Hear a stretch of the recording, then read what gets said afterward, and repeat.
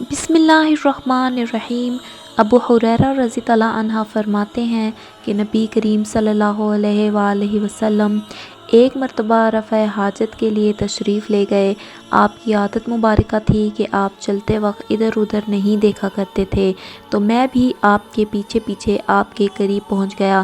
مجھے دیکھ کر آپ نے فرمایا کہ مجھے پتھر ڈھونڈ کے لا دو تاکہ میں ان سے پاکی حاصل کروں، یا اسی جیسا کوئی لفظ فرمایا، اور فرمایا کہ ہڈی اور گوبر نہ لانا۔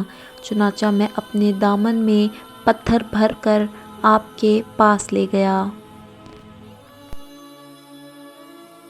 اور آپ کے پہلو میں رکھ دیے اور آپ کے پاس سے ہٹ گیا۔ جب آپ قضائے حاجت سے فارغ ہوئے تو آپ نے پتھروں سے استنجا کیا۔